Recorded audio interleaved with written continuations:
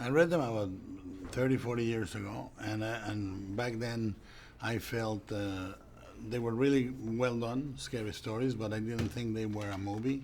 And it was not until I came up with the idea of a book that writes itself for the reader and tells that reader his or her scariest story, the thing that they are most afraid of.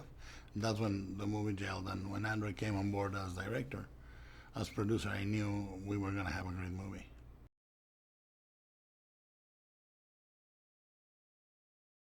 No, we did a voting, sort of an American Idol, and we came with the finalists, and then we tried to attach the finalists to the characters in the movie.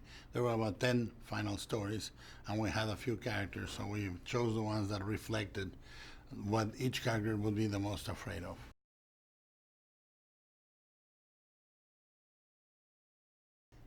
I mean, the pale lady is a fascinating creature because she's so benign and so scary at the same time, because you can't really, she's just relentless, but she's also at the same time so frightening in her whole appearance, and she's a very fun creature. Yes.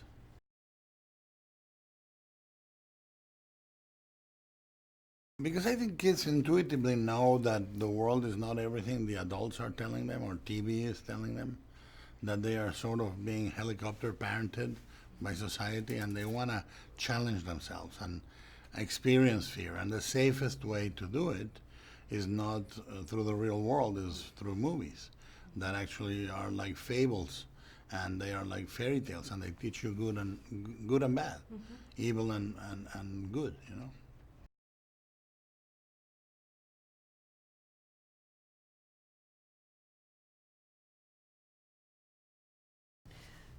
I think Poltergeist was probably the movie that really got to me when I was too young to see it. It was such a scary night with the thunder, and I could relate to that. And I remember sitting listening to the counting of the time between the lightning and the thunder, and then the doll wakes up, and it was just all these freaky moments. For me, the Universal movies, all the monsters, they didn't scare me. I loved them. I thought, oh, they just want to have friends, you know. And I was scared for the first time by TV series. When I was growing up, there was a TV series called Outer Limits and another one called Night Gallery, you know, and they were very scary episodes.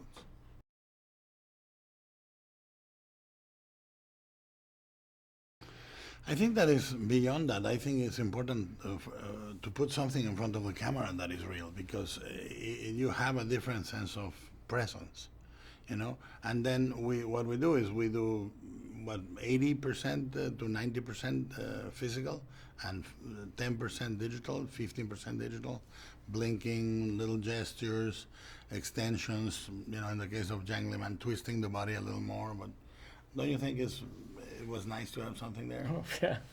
No, it was amazing. I didn't really know how to do these creatures when I got the script. It was like the first thing I asked was, how do we do this? And he immediately said, we got to do it for real. So, and that was a fascinating process to be part of.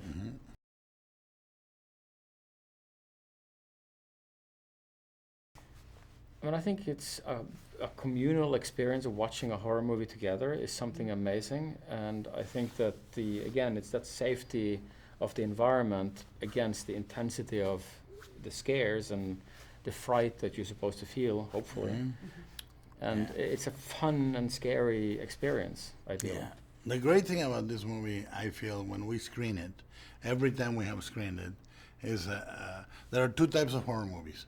The ones that scare you quiet, you know, like they're so shocking, so brutal, so overpowering that you go into silence, and the other ones, which are the fun movies, where you're yelling, oh no, get out of there, oh come on. This is one of those.